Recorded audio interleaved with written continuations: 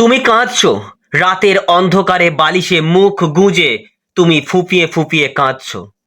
আর সেই মানুষটা, হ্যাঁ ঠিক সেই মানুষটা যাকে তুমি তোমার পৃথিবী বানিয়েছিলে, সে আজ শান্তিতে ঘুমোচ্ছে বা হয়তো অন্য কারো সাথে হাসি মুখে গল্প করছে।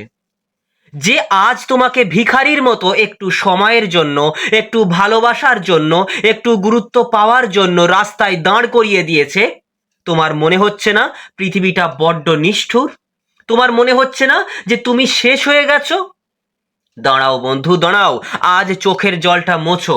আজ আমি তোমার সামনে বসে তোমার চোখের দিকে তাকিয়ে কথা বলছি। তুমি যে যন্ত্রণার মধ্যে দিয়ে যাচ্ছ, বুকের ভেতরের যে চিনচিনে ব্যথাটা তোমাকে কুরে কুরে খাচ্ছে, আমি সেটা অনুভব করতে পারছি। কিন্তু একটা কথা আজ পাথরে খোদাই করে লিখে নাও বন্ধু, যে আজ তোমাকে ভিখারির মতো কাঁদাচ্ছে, সেও একদিন কাঁদবে। আবারও বলছি, পাথরে খোদাই করে লিখে রাখো বন্ধু, যে আজ তোমাকে ভিখারির মতো কাঁদাচ্ছে, সেও একদিন কাঁদবে। ঠিক এভাবেই কাঁদবে, কিন্তু তার জন্য কোনো ম্যাজিক করতে হবে না, তোমাকেই সেই পরিস্থিতি তৈরি করতে হবে।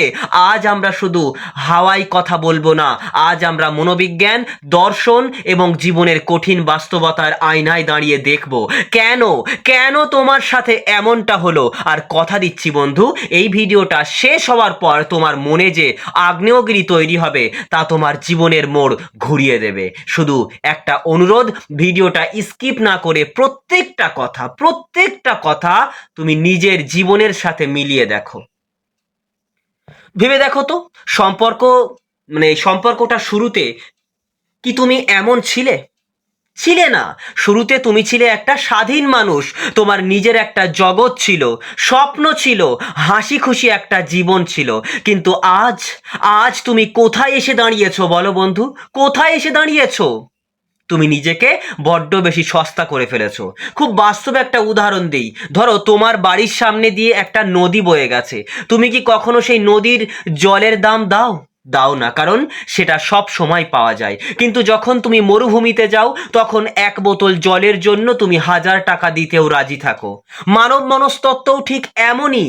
তুমি সেই মানুষটার জন্য নিজেকে নদীর জলের মতো সহজলভ্য করে দিয়েছো। সে যখন ডাকছে, তুমি তোমার নিজের সব গুরুত্বপূর্ণ কাজ, হোক তা ক্যারিয়ার কিংবা পড়াশুনো যাই হোক না কেন, তুমি সেই সমস্ত কাজ ফেলে তার কাছে ছুটে গেছো। সে মেসেজ করার 1 সেকেন্ডের মধ্যে তুমি রিপ্লাই দিয়েছো। তুমি তাকে বুঝিয়ে দিয়েছো আমার নিজের জীবনের কোনো দাম নেই, তুমিই আমার সব। আর ঠিক এখানেই তুমি হেরে গেছো। মানুষ তার কদর করে যাকে পাওয়া কঠিন। তুমি নিজের মূল্য নিজেই মাটিতে মিশিয়ে দিয়েছো।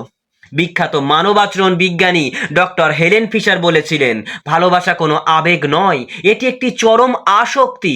যখন কেউ আমাদের ভালোবাসে, আমাদের মস্তিষ্কে ডোপামিন নামক একটি হরমোন রিলিজ হয়, যা আমাদের চরম আনন্দ দেয়। কিন্তু যখন সেই মানুষটা আমাদের ইগনোর করতে শুরু করে, তখন আমাদের মস্তিষ্ক সেই ডোপামিন পাওয়ার জন্য পাগল হয়ে যায়। ঠিক যেমন একজন নেশাগ্রস্ত মানুষ নেশার জিনিস না পেলে ছটফট করে, তুমিও ঠিক সেভাবেই ছটফট করছো। তোমার এই কান্না, এই ভিখারির মতো আচরণ, এটা তোমার দুর্বলতা নয় বন্ধু, এটা তোমার মস্তিষ্কের কেমিক্যাল রিয়াকশন। যেদিন তুমি এই বিজ্ঞানটা বুঝে যাবে, সেদিন তুমি নিজের আবেগকে নিয়ন্ত্রণ করতে শিখে যাবে।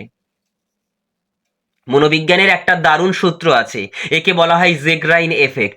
এই সূত্র বলে মানুষ সেই কাজ বা ঘটনাগুলোকে বেশি মনে রাখে যেগুলো অসম্পূর্ণ রয়ে গেছে।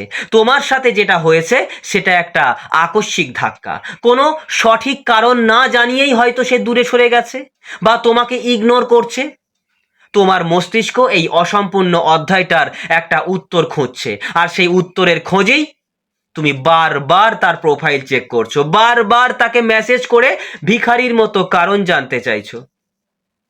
কিন্তু বাস্তব সত্যটা কি জানো? তার এই নীরবতাই হলো তোমার প্রশ্নের সবচেয়ে বড় উত্তর। মহান পণ্ডিত আচার্য চাণক্য হাজার হাজার বছর আগে বলে গেছেন, অতিরিক্ত আসক্তিই হলো মানুষের সমস্ত দুঃখের মূল কারণ।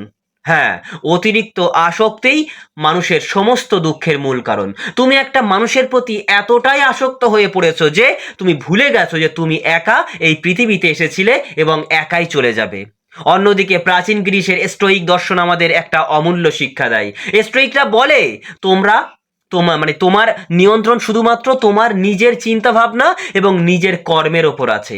অন্য কোনো মানুষ তোমাকে কিভাবে দেখবে, কিভাবে বিচার করবে বা তোমার সাথে কেমন আচরণ করবে তার ওপরে তোমার কোনো নিয়ন্ত্রণ নেই। তুমি এমন একটা জিনিসকে নিয়ন্ত্রণ করার চেষ্টা করছো, তার মন কিংবা তার ভালোবাসা, যা তোমার হাতেই নেই, আর সেই জন্যই তুমি এত কষ্ট পাচ্ছ। বিখ্যাত আধ্যাত্মিক গুরু ওশো বলেছিলেন, ভালোবাসা ভালোবাসা কোনো ভিক্ষার পাত্র নয়, ভালোবাসা হলো সম্রাটের মতো, যা শুধু দেওয়া যায়। তুমি যখন কারো কাছে ভালোবাসা ভিক্ষা চাইছো, তখন তুমি আর প্রেমিক নও, তুমি একজন পথের ভিখারি হয়ে গেছো। একটু ভেবে দেখো তো বন্ধু, যে মানুষটার কাছে তুমি আজ কাঁদছো, সে কি তোমার এই চোখের জলের মর্যাদা দিচ্ছে না। কারণ মানুষের স্বভাবই হলো, যে তার পায়ে এসে পড়ে তাকে সে আরো বেশি করে লাথি মারে। শুধু প্রেম ভালোবাসা নয়, জীবনের যে কোনো ক্ষেত্রেই দেখো, যখন তোমার পকেটে টাকা থাকে না, যখন তুমি জীবনের সংগ্রাম করছো, তখন আত্মীয় স্বজন, বন্ধু বান্ধব সবাই তোমাকে এড়িয়ে চলে। কারণ দুর্বল মানুষকে কেউ সম্মান করে না। তুমি আজ ভেতর থেকে দুর্বল হয়ে পড়েছো বলেই সে তোমাকে নিয়ে খেলছে। তুমি কি কখনো দেখেছো, একটা কুকুরকে তুমি যদি বিস্কুট দেখিয়ে ডাকো, সে লেজ নাড়তে নাড়তে আসে, কিন্তু তুমি যদি তাকে তাড়া করো, সে ভয়ে পালিয়ে যায়। তুমি আজ সেই তাড়া করার কাজটা করছো। তুমি যত তার পেছনে দৌড়াচ্ছ, সে তত তোমার থেকে দূরে পালাচ্ছে। তুমি নিজের আত্মসম্মান, নিজের ইগো সব কিছু তার পায়ের কাছে নামিয়ে রেখেছো। সে খুব ভালো করে জেনে গেছে যে সে তোমার সাথে যতই খারাপ ব্যবহার করুক না কেন, তুমি ঠিক কুকুরের মতো তার কাছেই ফিরে আসবে। বন্ধু, সমস্যাটা তো তোমার চোখের সামনে জলের মতো পরিষ্কার করে দিলাম। এগুলোই হচ্ছে বেসিক সমস্যা তোমার জীবনটা এই নরকে পরিণত হওয়ার জন্য, এত কষ্ট পাওয়ার জন্য। এটা হচ্ছে বেসিক সমস্যা। বেসিক, তুমি কেন কাঁদছো, সে কেন কাঁদাচ্ছে, আর এর পেছনের বিজ্ঞান ও দর্শন কি, তা তুমি কিন্তু কিছুটা হলেও বুঝে গেছো। কিন্তু এখন প্রশ্ন হলো, এরপর কি? তুমি কি এভাবেই সারা জীবন ভিখারির মতো কেঁদে যাবে, নাকি এমন কিছু করবে যাতে পুরো খেলাটাই ঘুরে যায়? এমন কিছু করবে যাতে কাল সে তোমার জন্য কাঁদে, তোমার জন্য ভিখারির মতো আচরণ করে? তাহলে বন্ধু, খুব মন দিয়ে শোনো। এতক্ষণ আমরা দেখলাম কেন তুমি কাঁদছো, কেন তোমার জীবনটা এরকম একটা দশায় ভরে গেছে। কিন্তু এবার সময় এসেছে চোখের জল মুছে ফেলার। আমি তোমাকে আজ যে কথাগুলো বলবো, সেগুলো যদি তুমি তোমার জীবনে অক্ষরে অক্ষরে পালন করতে পারো, আমি 100% গ্যারেন্টি দিয়ে বলছি বন্ধু, যে আজ তোমার দুর্বলতার সুযোগ নিয়ে তোমাকে কাঁদাচ্ছে, সে একদিন তোমার জন্য ঠিক এভাবেই কাঁদবে। তার অহংকার চূর্ণ বিচূর্ণ হয়ে যাবে। কিন্তু শর্ত একটাই, এখন থেকে তোমাকে তোমার পুরনো সত্তাকে মেরে ফেলতে হবে, এক নতুন তুমির জন্ম দিতে হবে। পারবে তো সেই নতুন তুমির জন্ম দিতে? আর কিভাবে সেই নতুন তুমির জন্ম দেবে? তাহলে চলো তোমাকে সেই অব্যর্থ কৌশলগুলো শিখিয়ে দিই, কি কি, যা তোমার জীবনের মোড় পুরোপুরি ঘুরিয়ে দেবে। তুমি এক নতুন তুমিতে পরিণত হবে। প্রথমত, সবার প্রথম এবং সবচেয়ে কঠিন কাজ, এখন এই মুহূর্ত থেকে তার সাথে সমস্ত যোগাযোগ বন্ধ করে দাও। কোনো মেসেজ নয়, কোনো কল নয়, তার সোশ্যাল মিডিয়া চেক করা নয়, এমনকি তার বন্ধুদের কাছ থেকে কোনো খবর নেওয়া নয়। তুমি পুরোপুরি অদৃশ্য হয়ে যাও। একটা একটা বাস্তব উদাহরণ শোনো। একটা চামকে বা রবার ব্যান্ডকে তুমি যখন দুদিকে টানো, তখন সেটা টানটান হয়ে থাকে। কিন্তু যেই একজন একদিক থেকে ছেড়ে দেয়, রবার ব্যান্ডটা ছিটকে গিয়ে অন্যজনের হাতে সজোরে আঘাত করে। সম্পর্কেও ঠিক এটাই হয়। সে জানে তুমি তাকে ভালোবাসো, সে জানে তুমি তাকে ছাড়া থাকতে পারবে না, সে জানে তুমি আবার মেসেজ করবে। আর এটাই হলো তার অহংকারের মূল কারণ। তুমি যখন হঠাৎ করে গায়েব হয়ে যাবে, তখন তার সাবকনশিয়াস মাইন্ড বা অবচেতন মন একটা বিশাল ধাক্কা খাবে। সে ভাববে, আরে, যে মানুষটা আমার জন্য পাগল ছিল, সে হঠাৎ চুপ হয়ে গেল কেন? সে কি অন্য কাউকে পেয়ে গেল, নাকি সে আমাকে আর পাত্তা দিচ্ছে না? মানুষের সাইকোলজি হলো, মানুষ যা সহজে পায় তার কদর করে না, কিন্তু যা হারাতে বসেছে তা আঁকড়ে ধরতে চাই। তাই বিখ্যাত দার্শনিক সোন জু তার আর্ট অফ ওয়ার বইতে বলেছিলেন, let you plants be dark and independent as night, and when you move fall like thunderbolt. অর্থাৎ তোমার পরিকল্পনাকে রাতের অন্ধকারের মতো গোপন রাখো, আর যখন তুমি আঘাত করবে তখন বজ্রপাতের মতো আছড়ে পড়ো। তোমার এই নীরবতাই হলো সেই বজ্রপাত। দ্বিতীয়ত, তোমার সবচেয়ে বড় ভুল হলো তুমি তাকে তোমার জীবনের সূর্য বানিয়ে ফেলেছো, আর তুমি নিজে তার চারপাশে গ্রহের মতো ঘুরছো। আজ থেকে নিয়মটা বদলাও, তুমি নিজে সূর্য হও। কেমন ভাবে? ধরো একটা ধুলোমাখা কয়লার টুকরোকে কেউ পকেটে রাখে না, কিন্তু সেই কয়লাই যখন পুড়ে হিরে হয় তখন তাকে লকারে লুকিয়ে রাখে। তুমি আজ সেই ধুলোমাখা কয়লা হয়ে আছো, নিজেকে ঘষতে শুরু করো। নিজের ক্যারিয়ার, নিজের পড়াশোনা, নিজের শরীর, নিজের ভবিষ্যতের ওপর 100% ফোকাস দাও। রোমান সম্রাট এবং স্টোইক দার্শনিক মার্কাস অ্যারেলিয়াস একটি মহামূল্যবান কথা বলেছিলেন। কি বলেছিলেন? You have power over your mind, not outside events. Realize this and you will find strength. অর্থাৎ বাইরের কোনো ঘটনা বা অন্য কোনো মানুষের ওপর তোমার কোনো নিয়ন্ত্রণ নেই। তোমার নিয়ন্ত্রণ আছে কেবল নিজের মনের ওপর।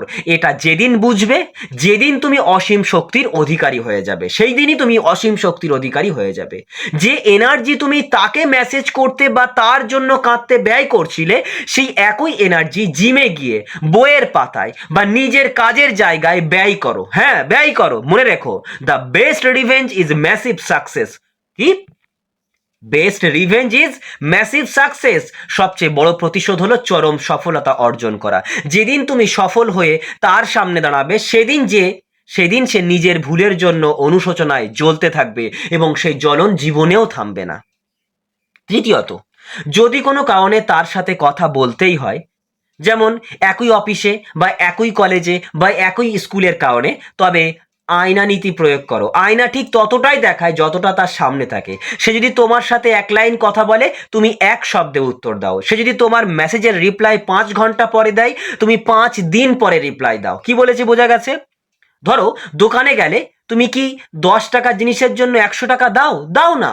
ঠিক তেমনি যে মানুষটা তোমাকে 5 টাকার সম্মান দিচ্ছে না, তুমি তাকে 1000 টাকার ভালোবাসা কেন দিচ্ছ বলো? কেন দিচ্ছ? আজ থেকে ইমোশনাল ইনভেস্টমেন্ট বন্ধ করো। তুমি কোনো চ্যারিটি ফান্ড নাও যে বিনামূল্যে ভালোবাসা বিলি করে বেড়াবে। তোমার ভালোবাসার একটা দাম আছে, আর সেটা তাকে অর্জন করতে হবে। চতুর্থত, মানুষের মনস্তত্ত্বের একটা অদ্ভুত দিক হলো লস অ্যাভারশন।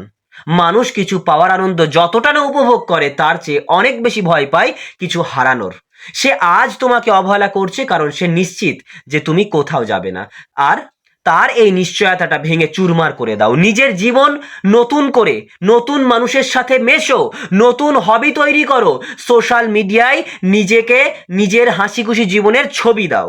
তাকে বুঝতে দাও যে তাকে ছাড়াও তোমার পৃথিবীটা ভীষণ সুন্দর।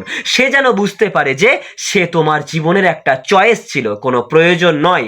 যেদিন তার মনে তোমাকে চিরতরে হারানোর ভয় ঢুকে যাবে, সেদিন সে কুকুরের মতো তোমার পেছনে ছুটবে। 100% গ্যারেন্টি। আবারও বলছি, যেদিন তার মনে তোমাকে চিরতরে হারানোর ভয় ঢুকে যাবে, সেদিন সে কুকুরের মতো তোমার পেছনে ছুটবে। এটা 100% গ্যারেন্টি। পঞ্চম, সবশেষে তোমাকে মানসিকভাবে স্বাধীন হতে হবে। ভগবান শ্রীকৃষ্ণ গীতায় বলেছেন, কর্মে তোমার অধিকার আছে, কিন্তু কর্ম ফলে নয়। তুমি তাকে ভালোবেসেছো, সৎ থেকেছো, এটা তোমার কর্ম, কিন্তু সে তোমাকে ভালোবাসবে কিনা সেটা তোমার হাতে নেই। তাই মহান মনীষী স্বামী বিবেকানন্দ বলেছিলেন, যেখানে আসক্তি সেখানেই দুঃখ। তুমি যাকে যত বেশি আঁকড়ে ধরতে চাইবে, সে তত বেশি দমবন্ধ অনুভব করে তোমার থেকে দূরে পালাবে। তাই হাতের মুঠোয় বালি ধরে রাখার চেষ্টা কখনো করো না। যত শক্ত করে মুঠো করবে, বালি যত আঙুলের ফাঁক দিয়ে ততই কিন্তু বেরিয়ে যাবে। কিন্তু হাতটা খোলা রাখো, বালি ঠিক তোমার হাতের তালুতেই থেকে যাবে। সম্পর্কটাও ঠিক তাই। তাকে মুক্ত করে দাও। যদি সে সত্যিই তোমার হয়, সে ফিরে আসবে। আর যদি না হয়, না আসে, তবে জানবে সে কোনোদিনই তোমার ছিল না, কোনোদিনই তোমার ছিল না। আমার কথাগুলো হয়তো আজ তোমার কাছে খুব কঠিন মনে হচ্ছে, কিন্তু বিশ্বাস করো বন্ধু, জীবনের সবচেয়ে দামি ওষুধগুলো সবসময় তেতোই হয়। আজ তুমি কাঁদছো কারণ তুমি দুর্বল, কিন্তু আজ থেকে 6 মাস পর তুমি যখন নিজেকে তিলে তিলে গড়ে তুলবে, নিজের একটা পরিচয় তৈরি করবে, সেদিন তুমি আয়নার সামনে দাঁড়িয়ে নিজেকে স্যালুট করতে বাধ্য হবে। অবশ্যই স্যালুট করবে। আর সেই মানুষটা, তার কি হবে?